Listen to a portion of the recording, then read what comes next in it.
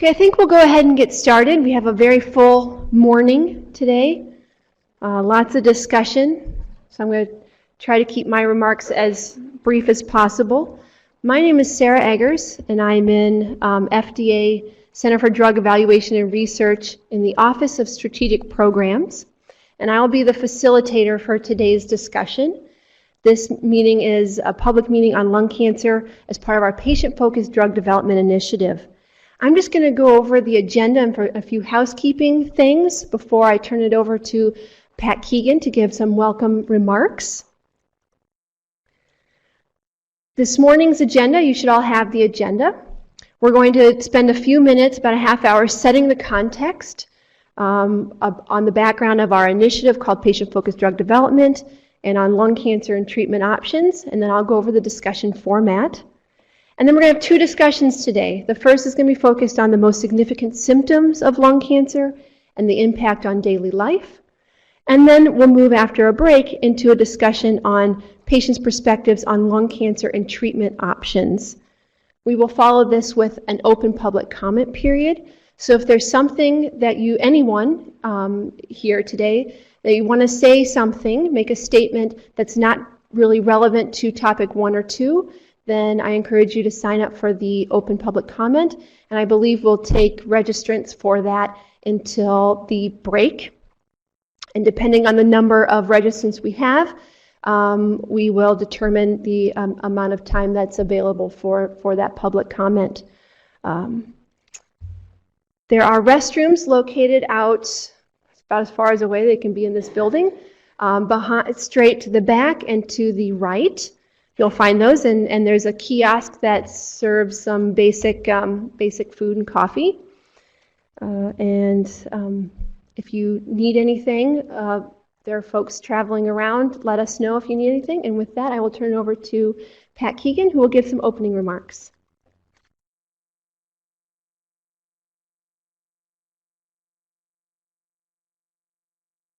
Thank you, Sarah. Good morning, and welcome to this meeting on lung cancer, patient-focused drug development. My name is Patricia Keegan, and I am the Director of the Division of Oncology Products 2 in the Center for Drug Evaluation and Research at FDA. We're excited to see lots of people in the audience today and on the web, and we have a broad range of people in attendance today, including patients, patient advocates, researchers, drug developers, government officials, and many others. And we're happy to see such interest in and look forward to this discussion. Today's meeting is the third of the patient-focused drug development meetings. This initiative is about getting a better understanding of patients' perspectives on a particular disease and its treatment. Teresa Mullen will be talking about this initiative in more detail in a few minutes. Lung cancer has a significant public health impact in this country. Although it is the second most common cancer, it is the leading cause of cancer death in both men and women in the U.S. So we're looking forward to hearing directly from patients about the symptoms they experience and how they view existing and potential therapies for treating lung cancer to help advance drug development for this very devastating form of cancer for which effective treatments are still needed. One of the reasons we initially nominated lung cancer to be part of this series of meetings was because our current way of measuring the effects of lung cancer treatments don't capture some of the aspects of the disease, specifically how these treatments affect the way that patients feel, either positively or negatively. One reason for this is that there's often not a dominant symptom in patients who are diagnosed with lung cancer that we can rely on. Also, when cancer metastasizes to different parts of the body, we have difficulty weighing symptoms from different sites. Therefore, it's difficult to figure out how symptomatic changes translate into treatment benefits because the symptoms often differ from patient to patient. So what we hear today is, what we're hoping to hear today is that we can really help think through some of these issues and use that discussion to inform the new and existing work on drug development tools and new outcome measures for lung cancer. One reminder for the audience is that while FDA plays a key role in drug development, FDA does not actually conduct clinical trials or develop drugs. The researchers, developers, advocacy groups, and others might submit applications for new products to FDA, and our role is, after the applications are submitted, to carefully evaluate safety and effectiveness of products. Today's discussion can also enhance our understanding of what patients value in potential treatments.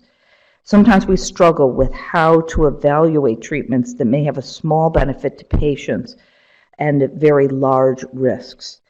And so hearing what patients think about these issues can really help strengthen our benefit-risk thinking in those situations. So thank you again for attending. We look forward to your input, and I will now turn things over to Teresa Mullen to provide background on the FDA initiatives. Thanks, Pat.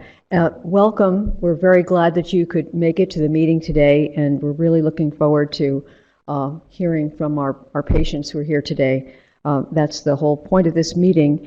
And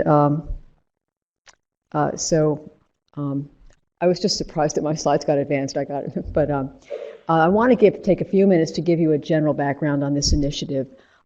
As Pat said, this is the third of our meetings, patient-focused meetings, and this is a new effort for us.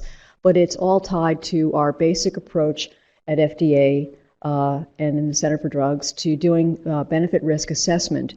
And one of the initial steps, or one of the sort of foundational components of that assessment, is to consider the severity of the condition and the degree to which there are no good therapies today, so the degree of unmet medical need. And that comprises what we call the clinical context. And so this patient-focused effort is really inspired by the fact that we recognize that patients are the ones who will be directly experiencing those benefits and risks. They are uniquely positioned to inform us about the severity of the condition and the degree to which current therapies meet their needs, and that we would certainly benefit from a more systematic way to get that kind of input from patients to help us have more insight as we approach the review of a particular drug. And what we have today, and prior to this initiative, were a limited number. We do have some mechanisms for getting that kind of input, but they can't cover all the things we'd like to discuss. We have a patient representative program, so a patient representative can participate in the context of decision making, typically around a particular drug, and it's often they'll participate in advisory committees. So that's a particular setting. What we're hoping that this patient-focused effort can do is give us a more wide-ranging discussion to explore questions that are of particular concern to the review divisions, issues that are of particular concern to the patients outside of the context of a particular drug, which can limit that discussion a bit. And so that's what we're doing here. And so we are developing this more systematic way to capture this input, this getting the patient perspective. That's what these meetings, these patient-focused meetings, are about. This is our sort of exploration of how to do this well. We're learning and varying things a little bit on each of these meetings, in part and in large part to fit the needs of the questions for a particular disease area, but also trying to test out technologies and ways that we can maximize our ability to learn from the patients who are experiencing that disease. Under PDUFA 5, we have committed to convene at least 20 such meetings over the next 5 years. And as I said, we are in this kind of learning mode, both about how to do this well and about the particular diseases that we'll be discussing in those meetings. In trying to figure out, well, what 20 diseases should we focus on in this initial effort, here are the criteria that we developed and worked on with the review divisions to try to see what would be a good place to start. And this is the list of criteria that we use to develop that initial list that we're working with. So we're looking at diseases that are chronic, symptomatic, affect activities of living, affect patients' lives. Ones where these aspects of disease may not be very well captured in clinical trials today, where there may not be good therapies or therapies that work in all populations. There may be subpopulations that are not well served by the current therapies. Covering the set of 20 should cover a range of severity, And we hope to cover a wide range of affected patient populations and maybe just conditions where there are particularly affected subpopulations, for example, pediatric subpopulation or maybe the elderly. Last September, we published a Federal Register notice with a list of potential areas, 39 areas, disease areas for public comment. We received about 4,500 comments covering and identifying 90 different disease areas. We reviewed the comments. We looked at the disease areas that were recommended or by the public input that we received, went back to the review divisions to talk about what diseases they felt they had issues that really were urgent issues that they were aware of, and there were no other meetings where they were already trying to capture this kind of inputs. There were a variety of considerations that we tried to put together to come up with a set of 20, and so far we've identified 16 for the first 3 years. And we'll come back and try to revisit and figure out what diseases to do in the last 2 years of this 5-year reauthorization. And just to go over this quickly, this is the set of diseases we're covering in this fiscal year. Now, the fiscal year ends at the end of September, and so as you can see, we're in our 3rd meeting. We'll cover narcolepsy in September, and then we have, this is just the set. I'm not going to go through it, but, and you can, I'm sure, get these slides later if you want to see this. And we have a Federal Register notice we published on April 11th with the list, all the list of diseases. But these are the ones we're going to be covering in the next 2 fiscal years.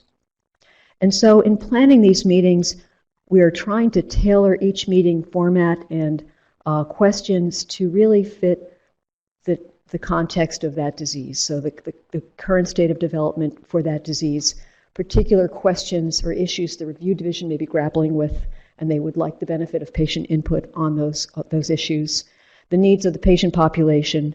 Some populations we know are having a harder time with mobility or travel issues and other things.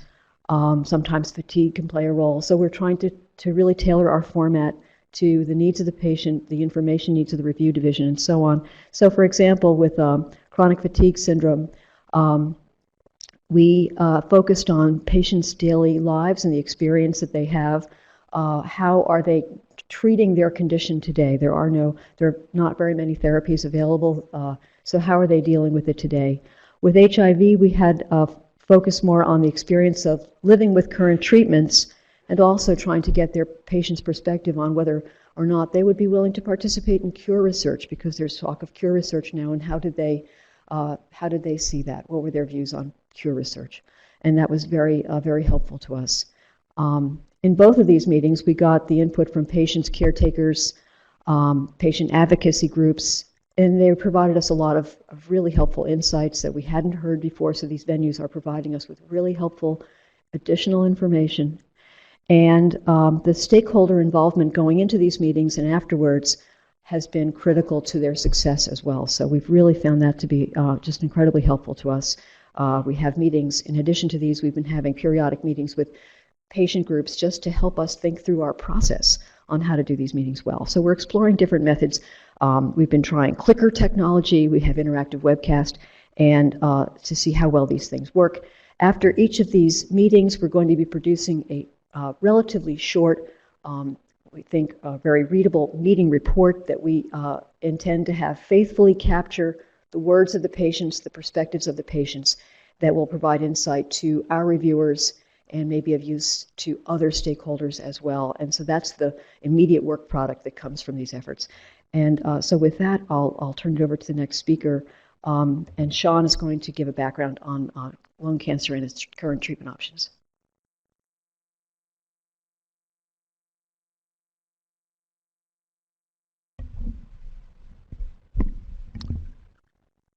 Hello, I'm Sean Kosen. I'm a medical officer in the Division of Oncology Products. And I'm going to give a brief background on lung cancer and the current therapeutic options. So, as Dr. Keegan mentioned, lung cancer is the second most common cancer in the United States. It comes after prostate in men and breast cancer in women. However, it is a leading cause of cancer deaths in the United States. There are more than 200,000 diagnoses a year and about 160,000 deaths each year, so the burden of disease is high. In general, there are two broad categories of lung cancer. Small cell lung cancer, which is about 50% of the diagnoses, and non-small cell lung cancer, which is about 85%. Now, these are histological diagnoses, meaning the diagnosis is made based on essentially what a tumor looks like under the microscope. And non-small cell lung cancer is further subdivided into squamous cell carcinoma, adenocarcinoma, and other categories. This is an overview of the staging and treatment for non-small cell lung cancer. So traditionally, we have 4 stages for non-small cell, stage 1, 2 to 4. And stage 1 is essentially localized disease. It's when the disease can potentially be cured by surgery. Stage 2 can also be localized, but there's usually spread to the nearby lymph nodes. And the treatment modality for stage 2 is surgery plus or minus chemotherapy, depending on the extent of the spread of the disease and the size of the tumor. As you go into stage 3 and 4, the treatment goal changes from potential cure to palliation. And what I mean by that is the treatment goal for advanced stage, stage 3 and 4, is usually aimed at improving the patient's symptoms or prolonging their life. And stage 3, we often use a combination of chemotherapy and radiation therapy. And stage 4, which is the metastatic stage, when the cancer has spread beyond the lungs and to other organs, systemic therapy is a primary way of treating the disease. Small cell lung cancer tends to be very aggressive, and it has a tendency of metastasizing early. So rarely you catch it at a stage where you can fully resect it. So there are essentially 2 different stages of small cell lung cancer: a limited stage and extensive stage. In both cases, chemotherapy is used to treat the disease. In limited stage small cell lung cancer, we use radiation therapy in addition to chemotherapy, and they're thought to work synergistically. And limited stage is essentially small cell lung cancer that's limited to one radiation port. And once the cancer goes beyond one single radiation field, we call it extensive stage and only use chemotherapy. So early on, the symptoms of lung cancer can be few and often none, and difficult to detect. That's one of the reasons that most patients present in the advanced stage. Once symptoms develop, you can have respiratory or what we call constitutional symptoms. Respiratory symptoms include cough and shortness of breath. Constitutional symptoms would be loss of appetite, weight loss, and a general sense of fatigue and just feeling unwell. So I already talked about surgery as a primary modality of treatment for lung cancer that's localized and can be potentially cured if fully resected. But radiation therapy is also used for both small cell and non-small cell. So radiation therapy is essentially high energy radiation, X-ray or gamma radiation, and in some cases charged particles. And they are basically delivered to the tumor site to reduce the size of the tumor and kill the cancer cells by damaging their DNA. And again, it's used both in small cell and non-small cell lung cancer.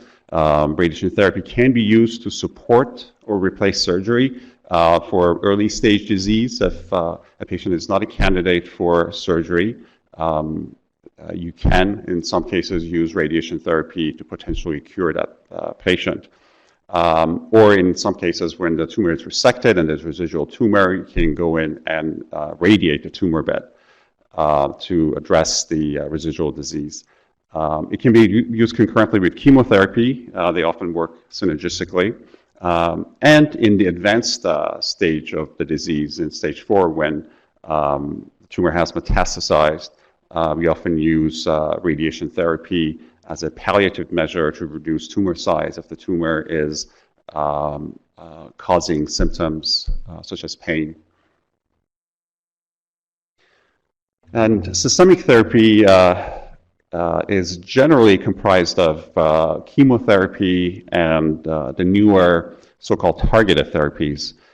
Now, these two different types of therapies are based on two different views on treatment. So on the left side, you see the traditional view, which bases treatment decisions with chemotherapy on the tumor histology. And these are histological classifications that I mentioned earlier. Small cell and non-small cell, and non-small cell is subdivided into further categories. And that's a pie chart that you see on the left side.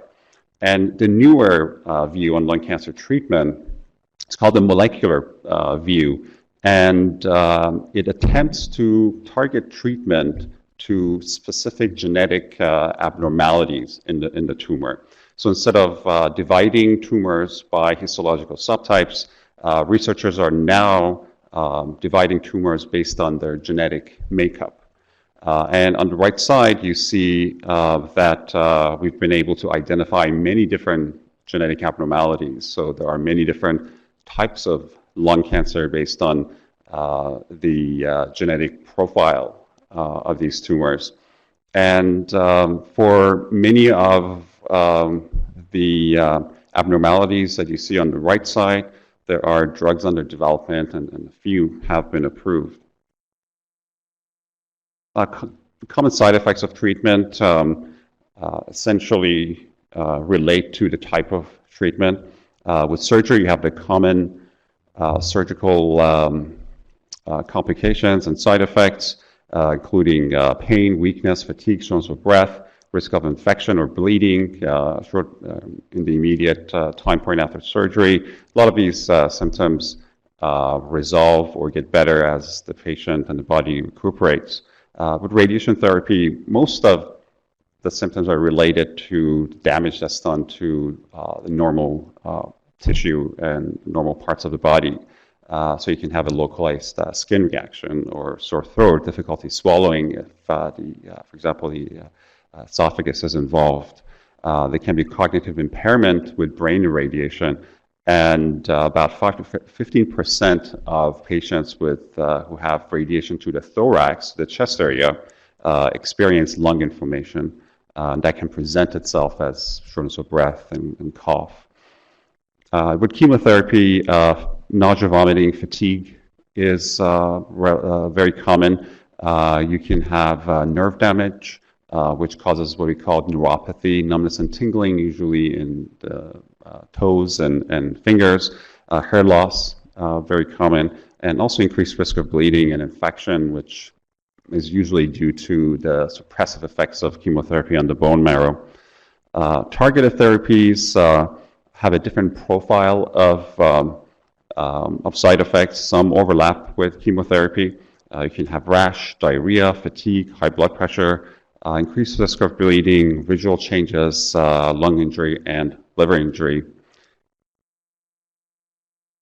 Now, in approving new drugs, the FDA requires substantial evidence from adequate and well-controlled clinical trials. And the way this evidence is weighed is by balancing the safety of the drug with its efficacy. And one way to think of drug efficacy is by looking at the concept of clinical benefit, which is defined as an improvement in how a patient feels or functions, or a prolongation of survival. So if a drug can accurately show that a patient feels better or functions better, or it prolongs survival, it has likely demonstrated clinical benefit. Now, there are times in certain situations and in some cancer types that a validated surrogate for one of the metrics that I just mentioned can be used to define clinical benefit. For example, the way that a tumor responds to a new drug and the duration of that response can in some cases be a surrogate for survival and therefore clinical benefit. And there are two broad and categories of review at the FDA. There's a standard review, which the review time is within 10 to 12 months for new drug applications. Also, there are expedited programs that are targeted at major advances to treat serious conditions such as malignancies and cancer. And the review time for expedited programs is within 6 to 8 months. And this is just a snapshot of the FDA's current expedited programs: Fast Track, Breakthrough, which is the newest program available for drugs that show very promising early evidence of activity. There's priority review and accelerated approval. Now, this is just a partial list of the drugs that have been approved by the FDA for the treatment of lung cancer. On the left side, you have common chemotherapeutics that are used in treating lung cancer, such as cisplatin and paclitaxel. On the right side, there are the newer targeted therapies, such as crizotinib, which is for patients with a specific genetic abnormality called an ALK rearrangement. There is erlotinib for patients with certain types of EGFR mutations. And this category also includes antibodies that bind to either receptors or other what we call ligands that are involved in the malignant process, such as bevacizumab. The FDA has, a few years ago, the FDA issued a guidance on patient-reported outcomes, or PROs, to facilitate the participation of patients in the drug development process. Now, PROs can represent direct measures of treatment benefit. They are essentially instruments that measure or aim to measure how a patient feels or functions. There are technical challenges with using the PROs in clinical trials. These measurements have to be done in a very well-controlled clinical trial, and proper measures should be taken. But they are potentially very useful in capturing how the patient actually feels when given a new drug. So PROs, in essence, highlight the patient's unique ability to contribute to the field of drug development. And the FDA certainly encourages the development of well-defined and reliable PRO instruments that capture the clinical benefit concepts that are important to patients. And, that's all I have to say. I'd like to turn the podium back to Sarah.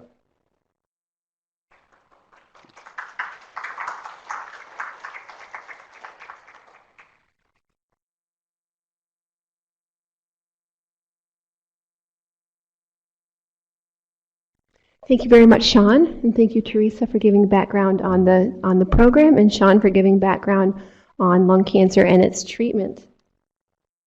Now it's my job to give a bit of background on the discussion format. Again, my name is Sarah Eggers, and I will be the facilitator. And this meeting is run a little bit differently than public meetings that you may have attended in the past, and that our main goal is to engage patients and patient representatives in dialogue. By patients, I'm using that as a shorthand for people who are living with lung cancer. And by patient representatives, I mean caretakers, loved ones, and patient advocates who are in the room today and on the web.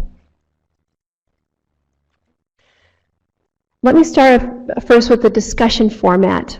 For each of the two topics that I described earlier, where the first topic is about the most significant symptoms of lung cancer and its impact on daily life, and the second is on patient perspectives on treatment approaches. We will first hear from a panel of patients and patient representatives, and I would like to call up the ones who are participating on panel 1 now: Kathleen, Susan, Sheila, and Lauren. If you could just sit at the far end of the table and bring your name tags, please, your little tent cards. The purpose of these first panel discussions is to really set a good foundation for our discussion with everyone. The panel members include patients and advocates, and they reflect a range of experiences with lung cancer. We'll then broaden the discussion to include other patients and patient representatives in the audience. And this is a very important part of our discussion today, and we encourage you to participate. The purpose here is to build on the experiences shared by the panel and see what we can expand upon, maybe what's different than what was heard from the panel, and really get at the questions that have been posed. And by the way, all of the questions are written on the second half, on the back side of the agenda. We'll generally be following those questions, but as this is a facilitated discussion, we will be straying a bit and focusing on where the conversation leads us and what is most important to the review, to the experts. So I'll be asking follow-up questions and inviting people to raise their hand to speak. Okay. We've tried an experiment before, and we're going to continue this experiment where periodically we will invite those in person and web participants to respond to specific questions. And I'm going to ask for the clickers to be handed out.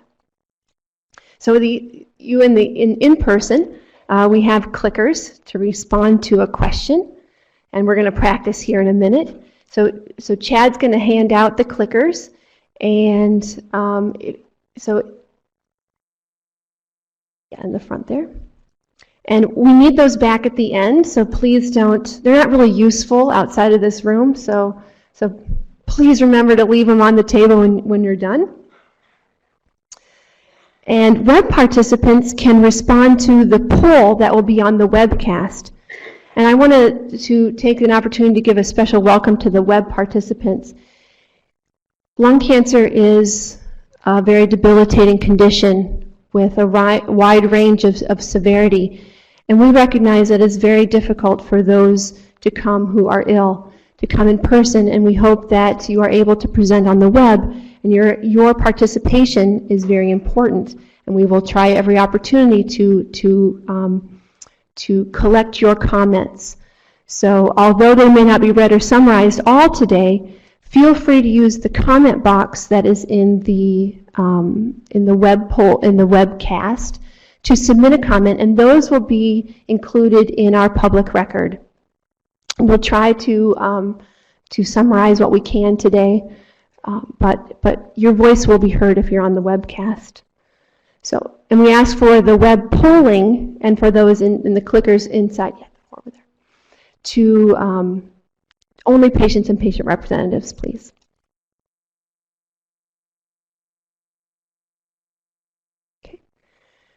We have a few ground rules to make sure that this discussion is the most effective and the fairest for everyone in the room, and that we ensure that FDA and the patients and patient representatives get the most out of today.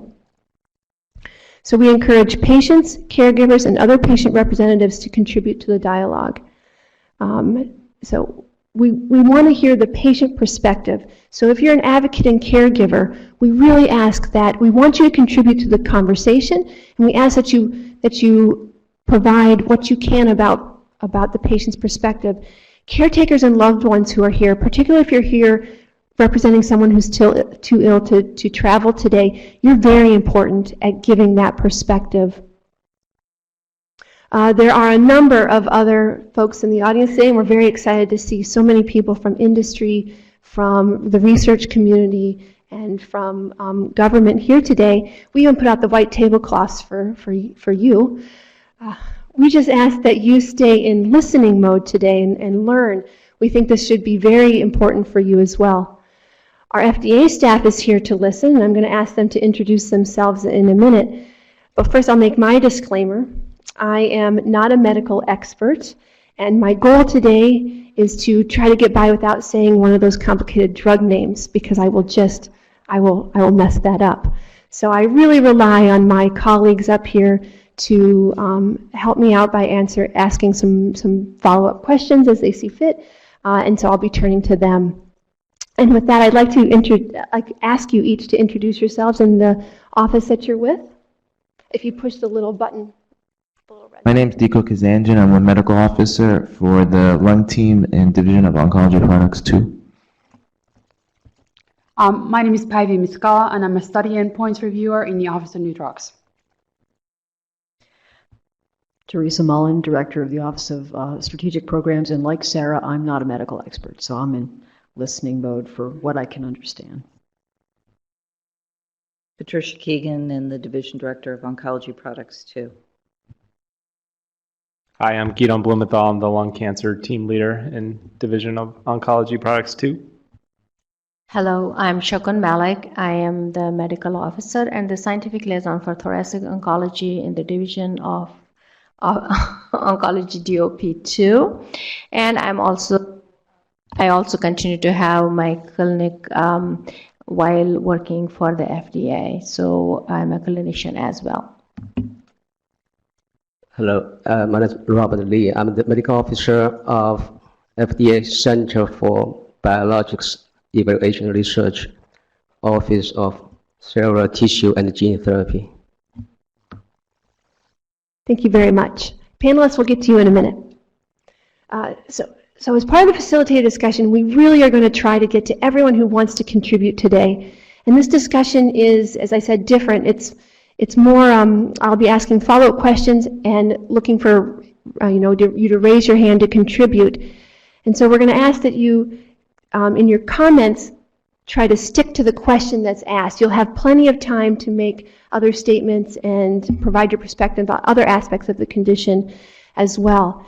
There may be topics that are not relevant to our discussions today that you may want to raise. And again, we have that public comment period. So if there's something that you want to make a statement about, find the registration table and sign up for that at the break, and we'll accommodate those conversations as well, because we really want to stick to the two topics that we're discussing today.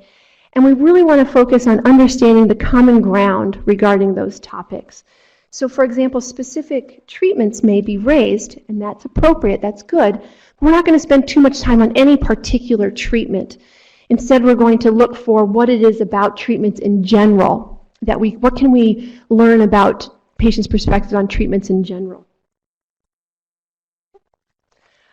Participant feedback is very important to this meeting, and we have some evaluation forms at the registration table. It's completely voluntary. But we really do, we benefit from your feedback on this meeting and the preparation for the meeting and what you liked and what you think could be improved. That will help us as we continue on our future meetings of this sort.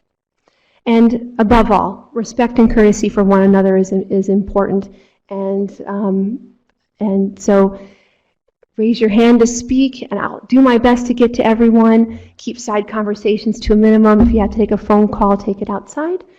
And again, feel free to leave at any time. If you have to use the restroom or get something to drink, that's all available outside. With that, I think that is the end of the sort of the ground rules and the format. We're going to try a few. Can I advance them?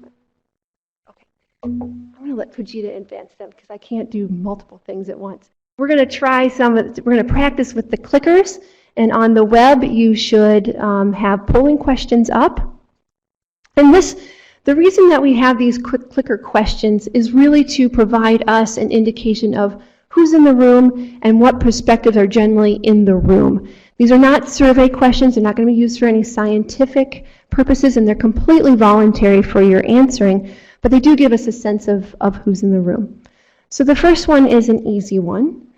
That is, where do you live? So if you're in the room, you press 1 if you live within the DC metropolitan area, and you press 2 if you live outside of the DC metropolitan area.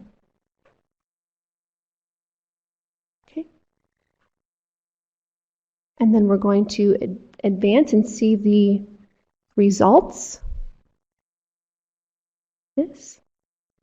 Okay, so we have about an equal split of local and outside. And for those of you who have traveled from outside of the metro area, a special thanks to us. It is We very much appreciate your commitment. We appreciate everyone's commitment.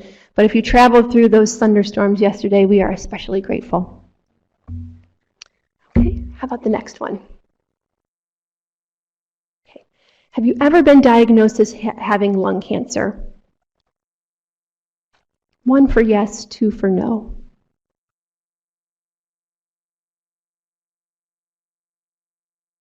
Okay. Okay.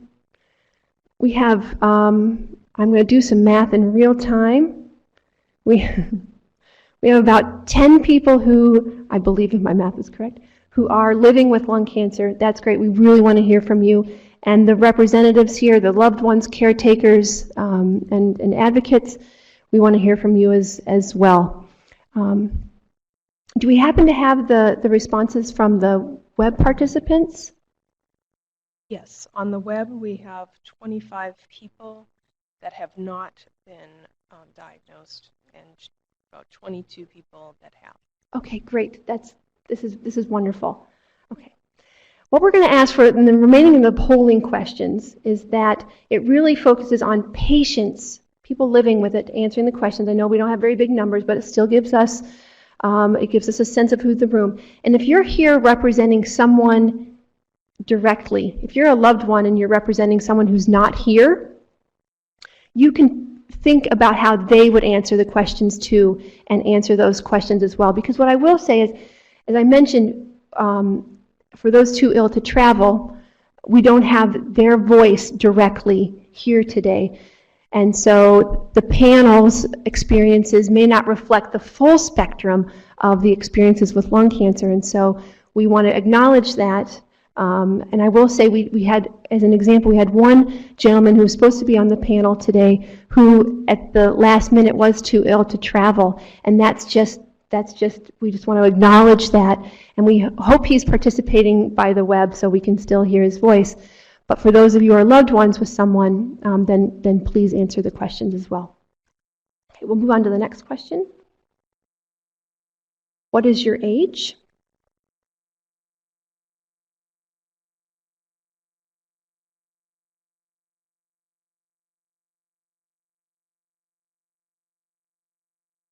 Okay.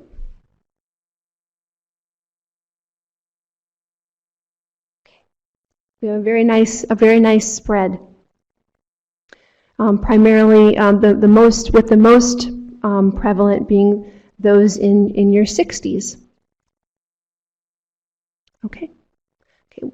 We'll go on. And are you male or female?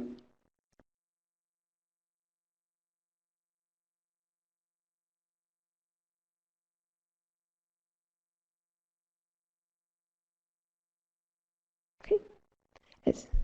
This may not be exactly representative of the men, so the men in the room, we're going to be calling on you a lot today. You didn't know you were getting yourself into that, did you? Okay, do we have one more? Or a couple more? Okay, what is the length of time since your diagnosis? Less than 1 year ago, 1 to 2 years ago, 2 to 5 years ago, more than 5 years ago, or if you're not sure.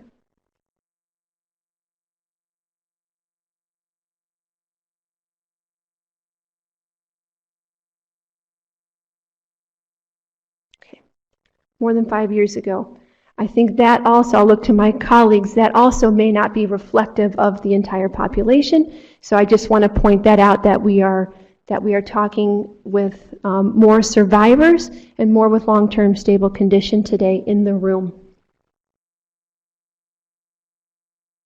Okay, which of the following best describes your current condition? Your cancer is localized and has not spread outside your lungs. Your cancer has spread, metastat.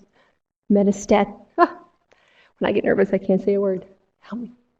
Metastasized to the rest of your body. Your cancer is currently in remission, or you're not sure.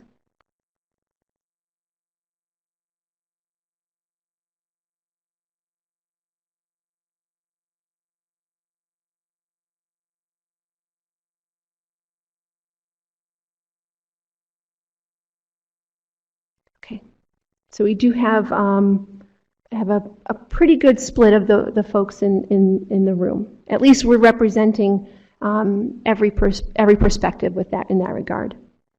Okay? All right, that's it for the first questions. Those polling things are hopefully not too bad. And on the web, hopefully that you were able to work that as well. Now I'm done talking. You can hear me. So I'm going to ask my panelists to introduce themselves right now. We have four panelists, patient panelists who will be speaking, or patient representatives. Good morning, Lauren Sant with the Caring Ambassadors Program.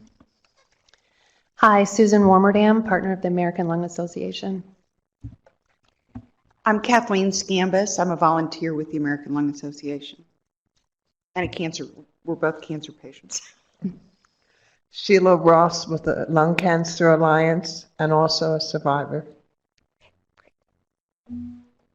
So I'm going to ask each of the panel participants to give 3 to 4 minutes of remarks that answer the questions that are raised for this morning's discussion. They're on the back of your sheet, and to summarize them here, it's really what symptoms that you've experienced because of your lung cancer and which ones have the most significant impact, and are there specific activities that are important to you but you can't do it all or fully as you would like because of your lung cancer. Now the women up here do not experience the disease currently as severely as others. So I've asked them to either think about what worries them most about their condition or what they understand from their peers, the people that they talk to every day who do have who more acutely feel the symptoms today, if they can share that. So they're free to talk about whatever that resonates with them about this, and I'll ask you to begin. Let's see, are we starting with Lauren? Sure. Is that? Sure. Thank you. I just want to say my name is Lauren Sant. I'm the Executive Director of the Caring Ambassadors Program, and I'm going to be speaking on behalf of someone living with stage 4 lung cancer, and I'm totally humbled by people living with lung cancer and what you go through every day, and it's an honor to be able to sit up here and represent people living with lung cancer. So I'm going to talk today about a young lady named Kim. She was diagnosed 2 years ago in May of 2011. And I asked her to tell me what it was like to live with lung cancer. And here's what she wrote. Living with lung cancer is no easy task. It's difficult to decipher which is more difficult, the physical challenges or the mental challenges. I've been asked to comment on what it's like to live each day living with my terminal disease. Honestly, I feel like my life is better summarized on a monthly basis. Each day can vary greatly. Is it a doctor appointment day, scan day, day before a doctor appointment day, a day of total rest and relaxation, a day of the thought of me dying before age 40 leaves me immobilized, weeping in bed, and tightly grasping a heating pad? In a month's time, I go through all of these in a typical day, and then some. I'll run you through a Wednesday. This particular Wednesday is a scan day. Day my cancer is checked up to see if it's shrinking, staying the same, or growing. The morning looks like any other morning. I wake up before 8 a.m. to the smell of fresh brewed coffee. I have a cup while I make my morning protein smoothie. For the most part, I eat a very consistent diet in hopes to eliminate GI issues that are often a problem. As a former morning person, my AMs are slow. After a smoothie is made, I plop myself back down into bed with my computer and 2 bottles of pills. First down is the anti-nausea pill. 30 minutes later is my daily targeted chemo pill. Once I feel like my stomach is settled, at least 1 hour after the nausea pill, I begin to prepare for my day. I dress head to toe in cotton, give myself my daily blood thinner shot, pack a light day pack. Today I'll perform my new version of a triathlon. I'm going to have scans, blood work, and EKG. I'm even going to add a quick stop at the pharmacy for good measure. I arrive on time for a 10 a.m. check-in for scans. The first is the quick CT of my lungs and abdomen.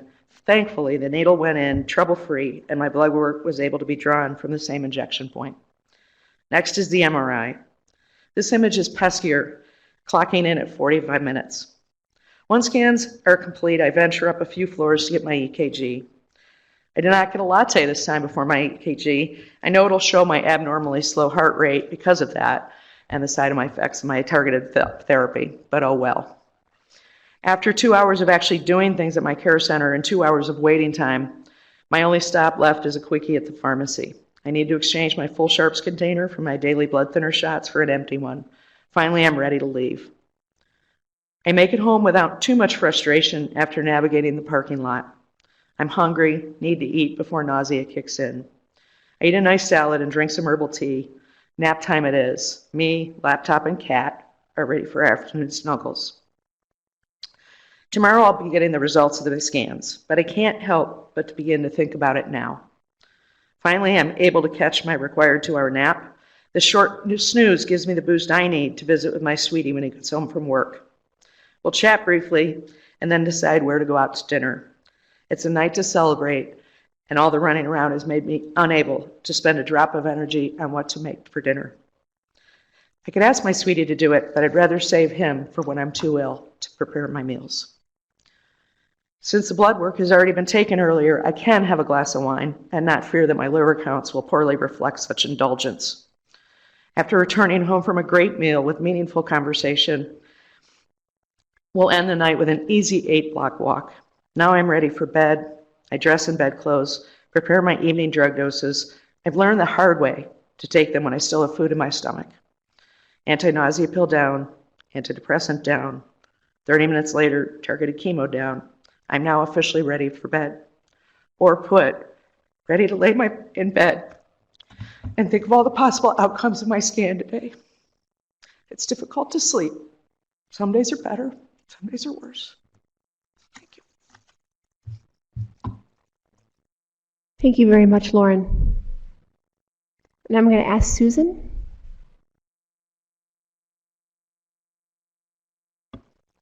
Gosh, how do I follow that? I can relate to a lot of that. 16 months ago, at age 47, I was diagnosed with stage 4 lung cancer as a never smoker.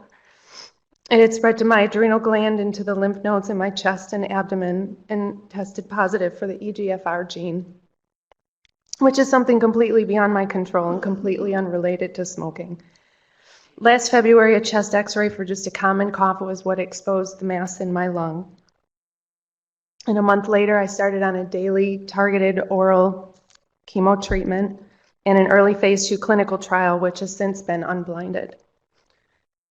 I didn't really have any pre-diagnosis symptoms except maybe in hindsight an annoying and lingering cough that my doctor had diagnosed or misdiagnosed as an allergy, and insomnia. These lack of symptoms and lack of early detection screenings are why 84% of those with lung cancer already are at such an advanced stage like myself by the time we're diagnosed. My doctor said I'd had the cancer in my body for 5 to 7 years. Since I'd started treatment, the physical side effects that most negatively impact my life are the fatigue and the, what us cancer patients call chemo brain. I try to keep as much normalcy in my life as possible and continue like I'm not sick, but these challenges, or these posed challenges at work, I still work full time, and my inability to sometimes process and remember things get in the way. Getting up in the mornings, like early morning meetings like this, and getting ready with my new routines to take care of myself, and then making it through a day of work without escaping into the ladies' room stall for a quick cat nap. The visual side effects that I'd experienced, like losing 40% of my hair, the eye infections, and a monstrous-looking facial skin rash, had an impact on my daily life because I could see them. And every time I looked in the mirror, I saw a sick person, and it was always a reminder that, oh yeah, I still have stage 4 lung cancer. We have an image in our mind of what a sick person looks like. And because my tumors are invisible and I look healthy, people tend to forget that I'm sick. And even those that know that I am, they forget or think that I'm cured, and it really feels like they just don't care anymore. And the emotional and psychological symptoms it's difficult managing dying with living. Don't really know how else to phrase that. Balancing the limited time that we have to do great things while managing work and the daily chores, just to keep things together, because sometimes just keeping it together is surviving. And telling people I have lung cancer is like wearing a sign. There's an implicit judgment with the stigma that lung cancer is a smoker's disease, and since people's perceptions matter to me, I feel I need to explain I was never a smoker to validate that I did not do this to myself and that they can get it too. Being on Tarceva or Lotinib, and with my drastic changes in lifestyle, I miraculously am not living with symptoms that prevent or limit me from doing any activities. I'm very fortunate to live my life like I did before treatment. Just scan to scan now. However, though I don't have physical limitations today, there are things within my control that I choose not to do or to do differently. They may be perceived as an inconvenience to some, but for me, they're lifestyle choices. Tarceva is keeping my cancer at bay, but I will inevitably build up a resistance to the drug, and my cancer will begin to progress again. So I worry about things like suffering.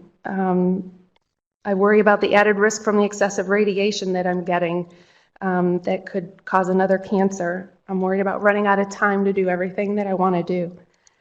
And again, I worry about building up a resistance to the Tarceva. I'm just waiting in the wings, hoping and praying every single day for that Tarceva, as I call it, rescue drug. I can deal with having lung cancer and living with a chronic illness. I just need to know that there's a drug out there without a resistance that will allow me to live a normal life expectancy like diabetes and AIDS. And lastly, my perspective on currently available treatments is there are none, for me anyways. Since there aren't other treatment options out there for me, I've made drastic lifestyle changes that are within my control that I consider treatments. And I participated in a clinical trial for which I hope to be able to comment on later, because I know I'm probably getting close to my 4 minutes, right, Sarah? And what does that mean? You waved me out. Keep on going. Oh, okay. And I know Sean had already talked about the statistics, so I won't even reiterate those. But I'm just asking the FDA to understand the severity, and actually everyone, the severity of a lung cancer diagnosis. For me and other lung cancer patients that are diagnosed at my stage 4, there's only a 3% chance that we will survive 5 years.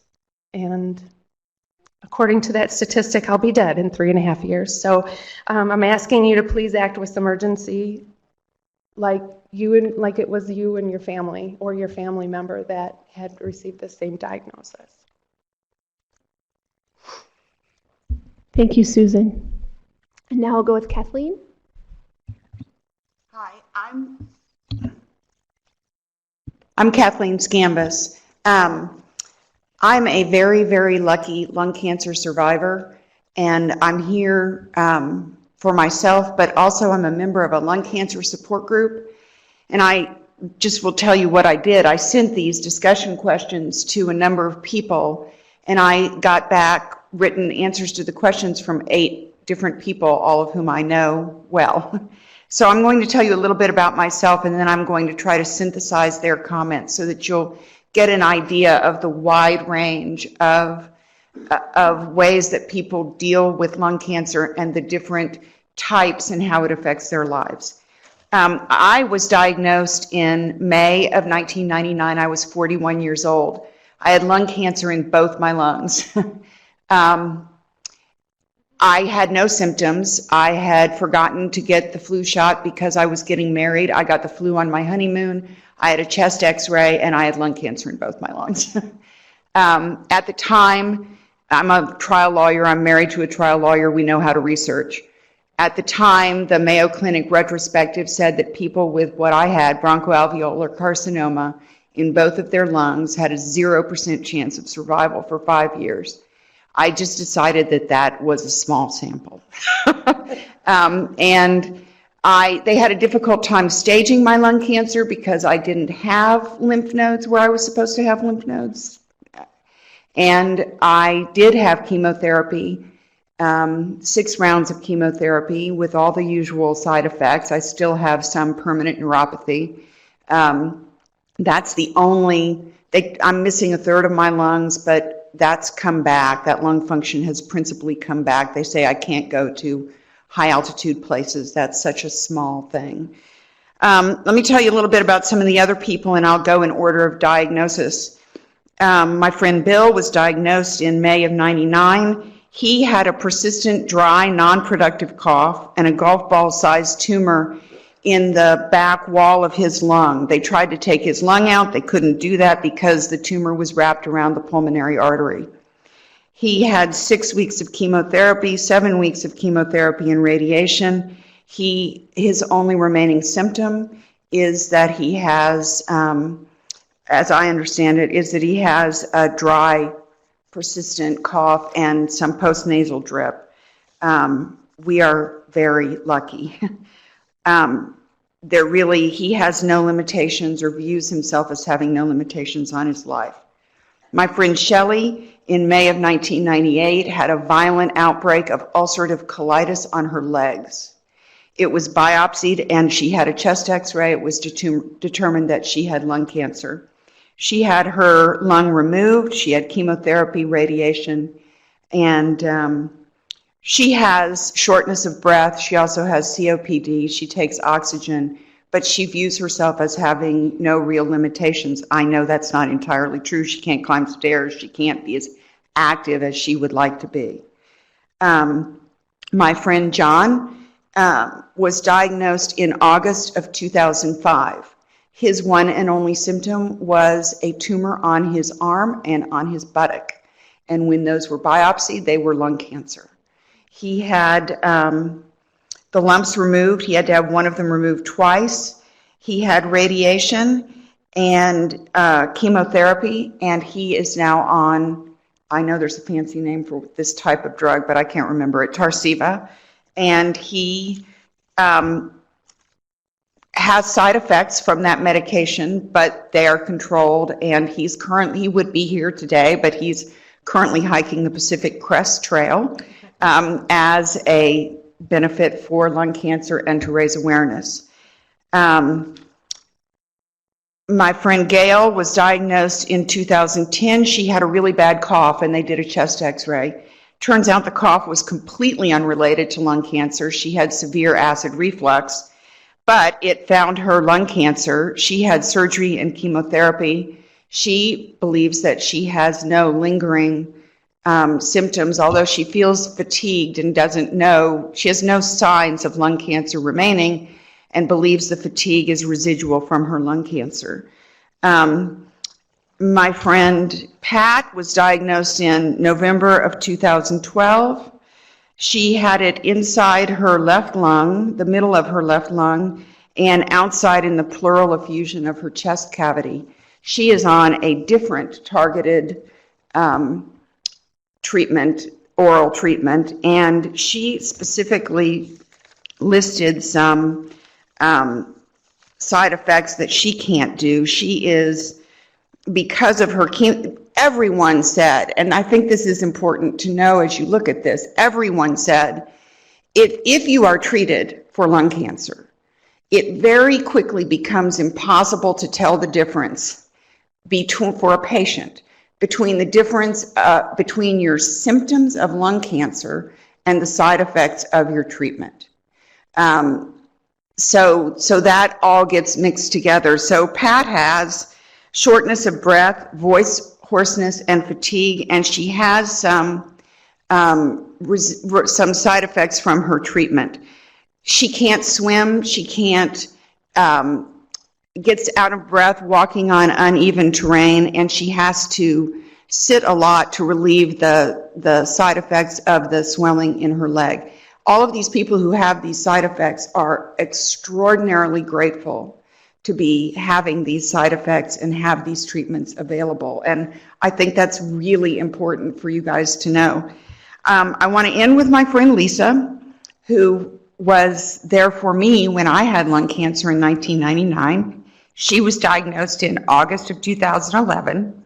She had a large tumor in her right lung and multiple bilateral nodules throughout both of her lungs. It was inoperable.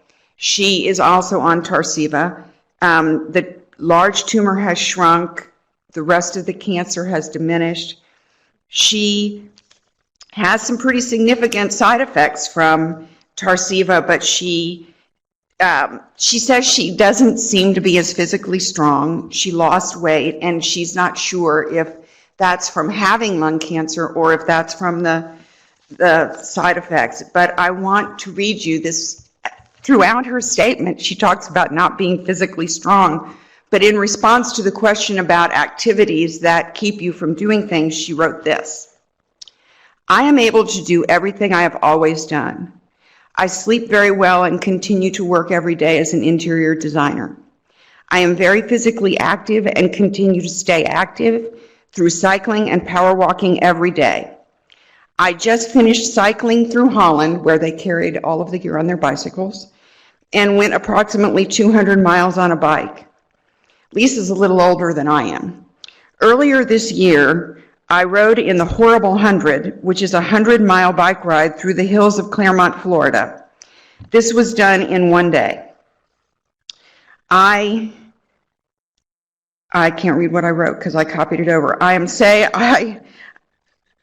I don't feel as strong as I would have normally felt prior to the diagnosis.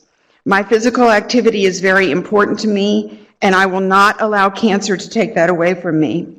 Focusing on something else helps me not to dwell on what is going on in my body, and I refuse to let it define me. And that sums up what I would say everyone I know, and I know a lot of people who have lung cancer. They're determined fighters who want options. Thank you. Thank you very much, Kathleen. And finally, Sheila.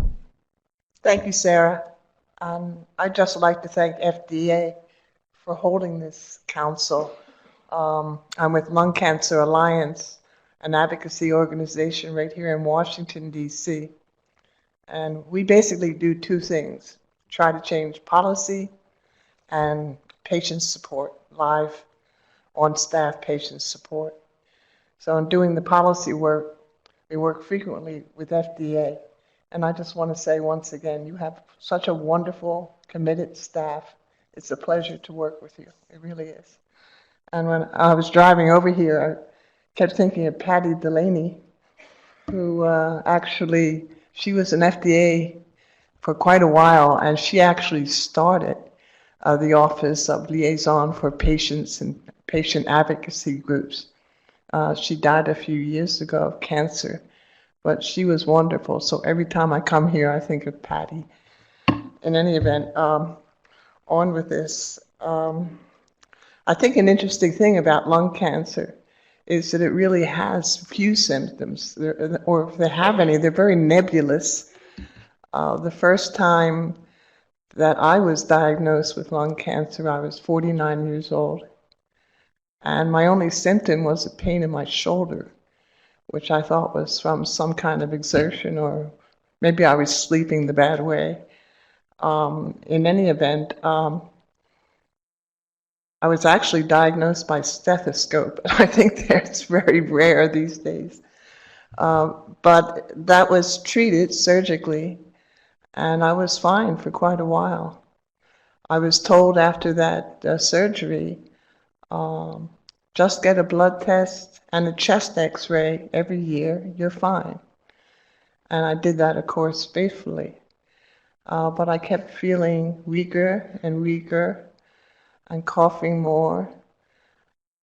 And the technician kept saying, but the chest x-ray is clear, it's no problem. And then one day when I was babysitting my grandchildren, I literally started hemorrhaging.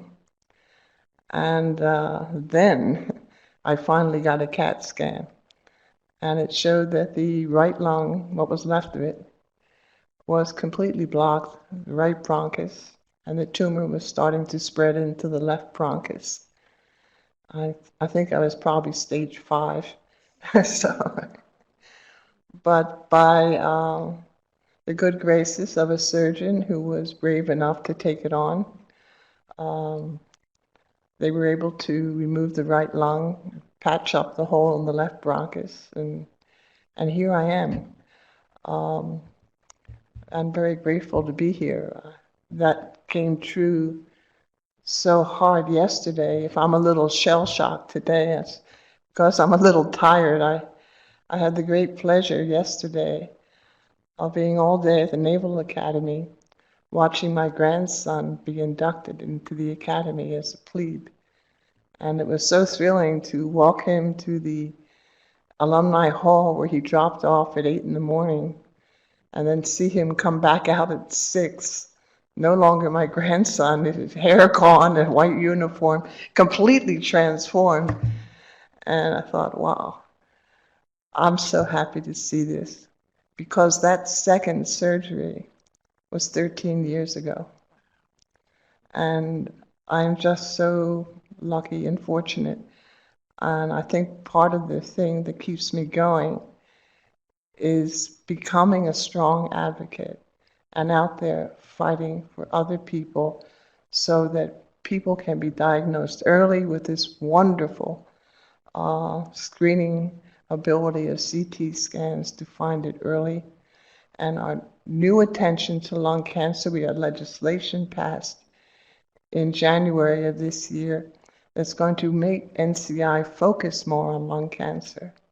And we have, of course, targeted therapies and molecular testing. We are really at the turning point for lung cancer. We're really there. So back to symptoms very briefly. Since we do patient support services, I spoke with Maureen Rigney, who's director of those services, and we were both kind of surprised at how very nebulous the symptoms are. The most common one, I think, is fatigue. And Maureen mentioned cachexia, which is just like a general wasting. Your muscles wake, your skin wastes, your skin sags, you just feel tired. And as you said, these symptoms morph right into, they stay with you. I mean, even when you're treated, even post-treatment, they just don't go away. So it'd be wonderful if drug companies could start targeting, particularly cachexia, see what's going on there, how they can help patients with that. And the last thing I'll mention, because it's a symptom that people don't like to talk about, but I had it with both cases of cancer, and most people I talk to have it, and that's depression. In fact, I think it should be a symptom of lung cancer and defined as a symptom. And it certainly should be treated. I never got around to treating my depression until months after I finished chemo and radiation, surgery, chemo, radiation. And then finally someone said, oh, you might be depressed. Yeah, okay. And it was wonderful to get that treatment and to be able to change that. So I definitely encourage depression as a symptom. Thank you. Thank you very much, Sheila. I'm going to save follow-up questions from the panel, and then we'll get into the large group discussions, but we might have some follow-up questions for you from my colleagues. And I was going to start this, the large group facilitated discussion part by asking for a raise of hands about whether the experiences are shared up here by those of you in the room. But I'm going to start with a different one, and that is how many people in the room felt inspired by the stories that were shared today of the courage and the strength. And I think we should give a round of applause for that. These are inspiring stories. But as I say that, I don't know if they are typical, if they are the typical stories of everyone. And so now I want to ask for a raise of hand in the room of how many of you heard yourself in at least one of the experiences that was shared. Okay. And how many have experiences that are different than what was shared above? Okay. And on the web, I'm going to make a call out to the folks on the web too, that you also share your experiences maybe not through the webcast in full detail, I think I forgot to mention that we have a public docket that is opened. And this is very important. I should have mentioned this. If you go to our meeting webpage, there is a link that you can click on to submit your full comments. Just like the ladies shared up here today, you can submit your own comments to that docket. So those on the web and those here, please submit your comments. And as you hear the discussion today and it brings up some point that you think is important, share that as well. We read all of those comments and they are as important as what we hear today. So I just wanted to say that. And now I'm going to start off with a question that I think will be a good discussion question that'll start our discussion. I think we'll follow up on a few things that were mentioned here today. So can we go to the next question? I know this is extremely small writing. We had a lot of symptoms that we wanted to put up here. So if you're experiencing these, or if you have a loved one who is experiencing symptoms of lung cancer, and I know it's hard to tease out the side effects of treatment, and that's okay if you blur those together. It doesn't matter. Of all the symptoms you experience because of your lung cancer, which have the most significant impact on your daily life? And you can choose up to 3 symptoms. So pain, such as chest pain or shoulder pain, shortness of breath, wheezing or other breathing difficulties, coughing or coughing up blood or phlegm, loss of appetite or weight loss, voice hoarseness or difficulty speaking, fatigue or lack of energy, depression or anxiety, other side effects of your cancer treatments, or other symptoms that are not mentioned. And let's allow the folks who are not feeling symptoms at this point right now, since this is just for discussion, if you want to put the ones that worry you the most, even if you don't experience them.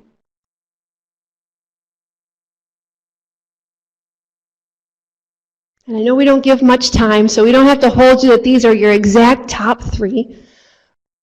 But we'll give a few more minutes, a few more seconds.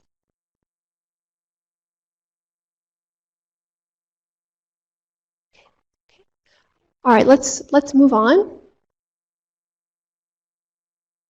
Okay, now I have to see the numbers here.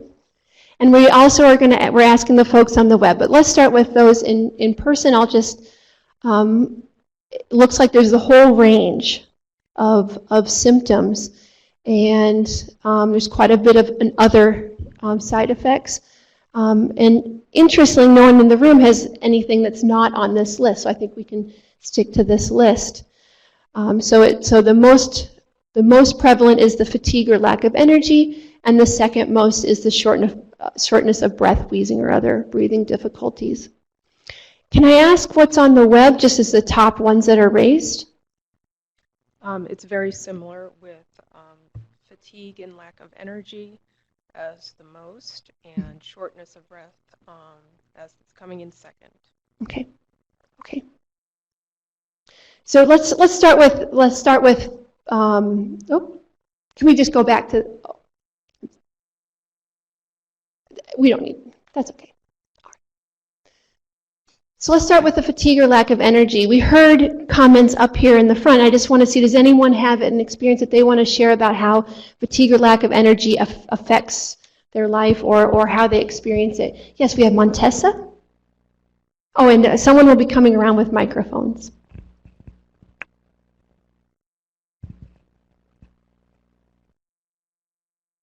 And if you're, while she's getting that ready, if you can state your full name just for the public record. This meeting is being transcribed, and the public record will be up on our website. Okay, my name is Montessa Lee with the National Lung Cancer Partnership. I was diagnosed when I was 28 years old, so I'm not in active treatment now, but I can tell you that the fatigue was the worst part of any of the side effects. And there was one point where I couldn't walk from my apartment over to a neighbor's apartment to ask for a ride. It felt like I was lifting up weights just to walk there, as well as the shortness of breath. And I had small cell lung cancer, so a little bit different than anybody on the panel, but the fatigue was absolutely horrible. Does anyone want to follow up with that, on that? Yes, Denise. My name is Denise Hogan. I've been cancer-free for almost 3 years. While I was, surgery was fine. I was up and running in 5 days. But with the chemotherapy, I spent the entire, out of 90 days, I had maybe 10 good days. I went every day to the oncology office, came home and slept, came off the couch, went to bed. All I did was sleep. And like she said, I had no energy to do anything. It's very debilitating. Okay. Yes, Stephanie? This strikes me because I just specifically remember a story, and again, that crossover between whether it's treatment-related or disease-related. When I was going through the traditional chemo, now 5 years ago, my daughter was 2 years old, my youngest daughter, and my fatigue was very severe, and I remember the whole thing, Mommy, can you pick me up? Mommy, can you pick me up? And I was just so tired, and I'd sit down and I'd hold her in my lap, and I'd get, Mommy, can you pick me up? And I specifically remember the first time she noticed after the traditional chemo was over when she had this epiphany, Mommy, you can pick me up. And it made such a difference to her. And so that was a big impact for me, was that I was disappointing her. Thank you. Anyone else want to share their experience with fatigue? Yes, John. You can stay seated. Yeah, my name is John Ryan. I am 2 months into this, and in day 12 of my first chemo cycle, my doctor said, the people that stay most active do better in this. And I knew that fatigue was an issue. How do I stay active with fatigue? Work it. So in my last 2 weeks, I have been taking naps, sleeping well at night, and trying to get exercise in when I felt best to do that, and then set aside time for a nap. I commend those that try to live a normal daily routine, working and sneaking naps wherever to make it. So the fatigue has been overwhelming in terms of overarching how the day would work, but working, exercise, and meals when I was feeling well, and then paying back the fatigue god to get better for the next cycle was what we've been dealing with lately. Thank you. Anyone up here on the panel want to talk more about your fatigue? You shared it very well. So one of the other ladies I interviewed really talked about fatigue and really was frustrated that she can't do everything she used to do, and the shortness of breath and fatigue are both part of that. And while she still goes to the gym every day, it's not in the same way, and she still plays golf every day, but she can't walk, she's got to ride. And those kind of things really are getting to her because that's what she loves to do, and she's retired now. But for another young lady who's got 2 kids, it's been a real struggle. And I can relate to your story of picking up the kids, of just how difficult it is to have 2 young children and living with lung cancer and taking care of them and having the energy to take care of them. And you take some of that from your kids. So I think what I'm hearing is that even if you're not bedbound with fatigue, even if it's not debilitating, even if you can go to work and you can take care of your children and your grandchildren and you can do your outside activities, it doesn't mean it's not a significant impact on your life. Is that a perspective shared? Okay, I see a lot of head nodding. Okay, I'm going to ask my colleagues if they have any specific questions about fatigue or how it's experienced that they want to ask. Okay, we'll move on. I want to get a little bit at the shortness of breath, wheezing, or other breathing difficulties that have been mentioned. Would anyone here in the room like to follow up on something they heard or their own experience with shortness of breath, wheezing, and its impact on daily life? Yes. Hi, I'm Donna Atkins, and I'm with National Patient Advocate Foundation, but I'm more here today as a mother and caregiver of a daughter who was diagnosed at age 26 with lung cancer. She is cancer-free from her surgery and deals with the chronic fatigue. She's a registered nurse. It impairs her job on a daily basis. She still has a little bit of wheezing, but I also wanted to mention, and I forgot to do it when you did your poll, but one of her biggest issues is chronic pain from the surgery. She's been through physical therapy. They've given her bone stimulators. They can't get rid of her pain. Mm-hmm. And how does she experience this pain? What kind of pain is it? Can you give some specific examples of the pain? After the surgery, her diaphragm is not aligned anymore. Mm-hmm. She has one rib that they broke in half when they did the surgery, and it has never come back together. So it sort of floats in there. The bone stimulator was to promote the growth of that rib. So it's the pain from just that rib not being in place. She has pain in her side. Her muscles ache all the time. As a nurse, lifting patients is very difficult for her at times. I do have to say that she works a full-time job as a hospice nurse, so she, has not let this get her down, but when she gets home in the evening, that's her day. That's her day. She's done. The fatigue, everything has taken its toll on her. Okay, thank you. Anyone else want to follow up on shortness of breath or even the pain that was mentioned? Yes. Amy. I'm Amy Copeland. I work for Lung Cancer Alliance with Sheila, but I also want to talk on behalf of caregivers. I was a caregiver for my mother for many years who had lung cancer, and one of the most difficult things for her was the pain. She was a landscape designer, and she lived for her job. She loved her job. It was very active. Because of peripheral neuropathy from the chemotherapy she went through, she had a lot of numbness in her feet, which caused her one day to fall. And because of the radiation that she had done to hip metastases, she also had fairly brittle bones, so she ended up with a really odd fracture in her hip because of this. And luckily, we were able to find an orthopedist at a really well-known cancer center that was willing to even come near her and kind of wire her back together in this really intricate surgery. But it definitely had kind of an outcome on her ability to work through that pain, and that was really difficult for her because in a lot of ways, especially as her progression continued, work was really what kept her going, and to not be able to do that really brought her down in a major way. So the pain and fatigue were really significant parts of her experience. Thank you very much, Amy. Anyone else have their maybe a symptom or impact that hasn't been mentioned yet that's most significant? Karen. Thank you. Karen Arscott, and I've had the fatigue, crawling up the steps, the shortness of breath, the cough, but the one thing that I had that hasn't been mentioned yet was kind of interesting.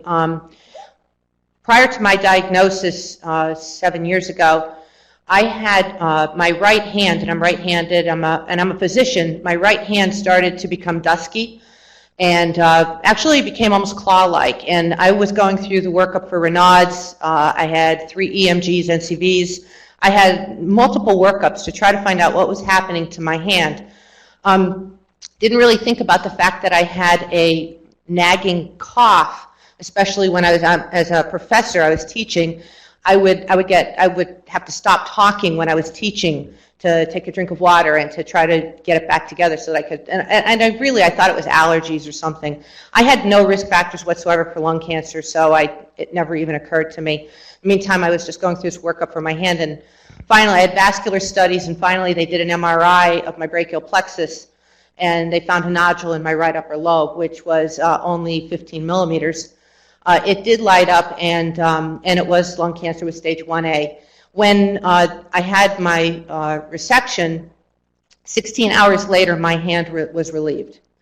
The nodule wasn't anywhere near my brachial plexus. They think that it was probably a paraneoplastic syndrome associated with it.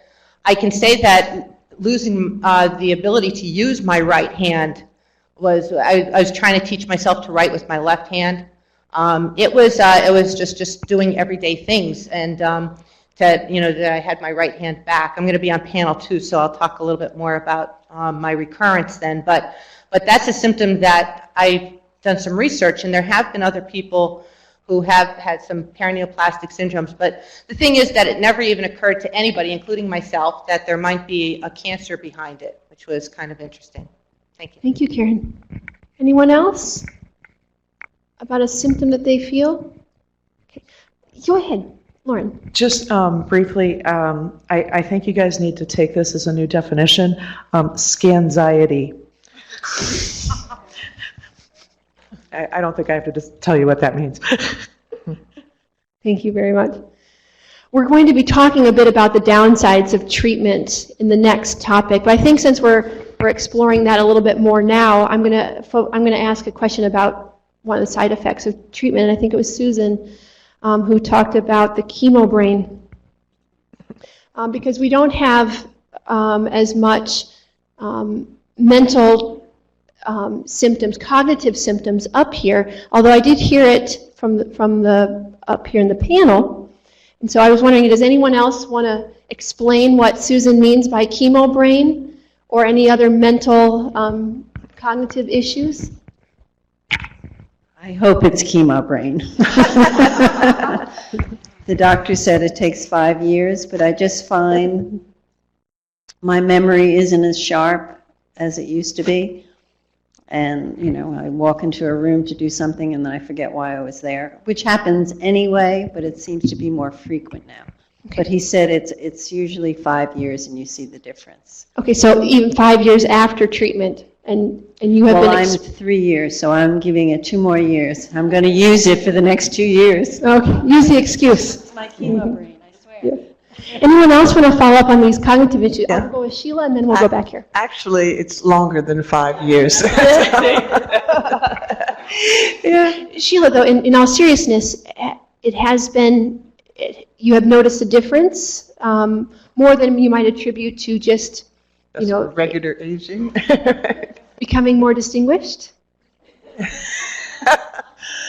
that's a nice way of putting it.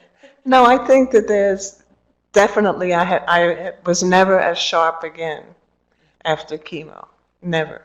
And even factoring in aging and whatnot. I don't know what it is. And just to go back to the pain, I really think it's wrong that there hasn't been a better pain medication developed. Everyone who goes through that surgery is in tremendous pain, like your daughter. And I don't mean the VAT surgery. Fortunately, we have the new VATs for particular lung cancers, depending on their position in the lung, which is wonderful. A friend of mine just had that. She was out of the hospital in 24 hours and walking up a hill the next day. But for the regular, what I call slash and burn surgery, it's painful. I mean, that scar was 13 years ago and it still hurts. So I just don't understand why there can't be better pain management for lung cancer patients. It's wrong. Well, let's save that for the next topic. We'll revisit that, but I think it's important, so bring it back up if I don't mention it. I think Pat has a follow-up question. Either in this session or in maybe the next panel session, because as we're listening to a lot of the discussion about fatigue, it sounds like the fatigue of concern is a treatment-related fatigue more so than a manifestation of the lung cancer, the underlying lung cancer. And I just want to make sure if that's the case that we clarify it in our future comments, because I think the way we would develop tools to approach evaluation of that would be different. So if in the next session or in this session, you could elaborate on that, because it's important to us to know which it is so that we get the right kind of tool to look at that. Okay. I know we have a comment back here, but can I, and we'll get to you, Montessa, but let me follow on Pat's question and ask one. Can anyone distinctly tell the difference? I mean, are you able to describe the pain? And we'll ask this for the folks on the web, if you can put in your comment box. Describe the pain that you would say, I can tell this is not treatment related. Because I think Kathleen's going to make the point that it's very difficult to tell. She made that point earlier. But if you can, elaborate on what that feels like and what you experience with that. Okay?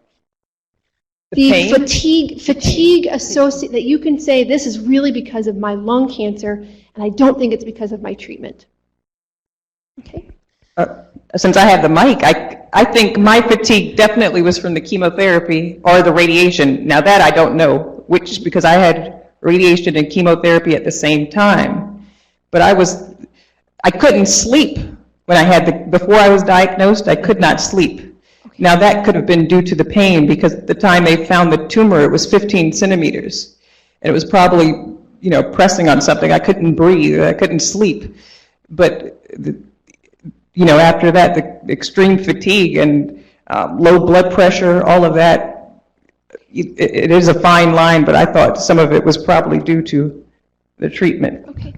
Well, we'll move on from that topic, but I'll put a plug in for the docket, that if you can really address this topic in the docket, or the advocates in the room and listening, if you can think about what your constituency, what they experience, what your peers experience about fatigue that you think is attributed to the lung cancer. There was, Montessa, did you have a comment about cognitive?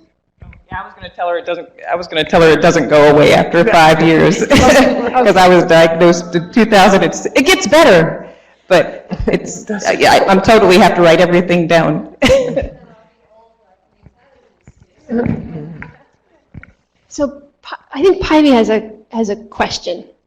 No, I had a similar comment to fatigue as it relates to pain. I think we've heard some patients describe that pain is related to surgery versus the underlying disease, and I would be interested in hearing from you further as well.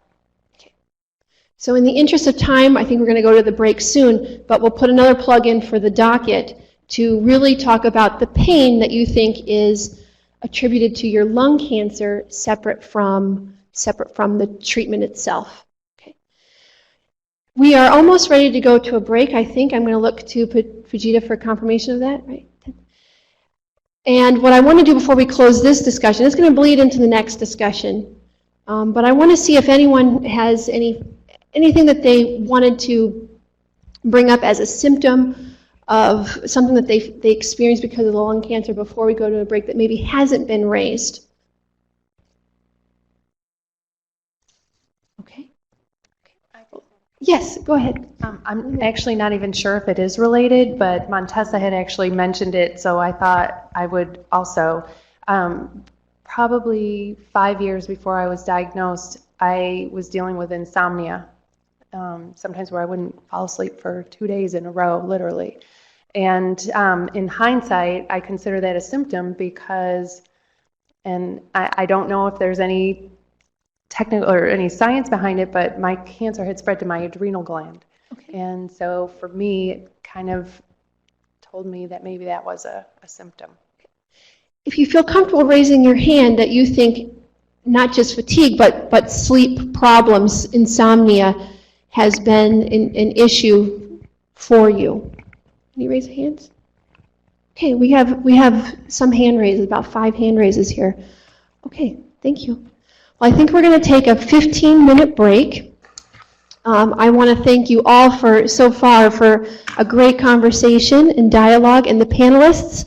I want to thank you again. When we come back for the break, if I could ask the folks who are on panel 2 to work their way up to the panel with your tent cards. Thank you. And I'll put a reminder, if you want to do a public comment, sign up for that at the registration table.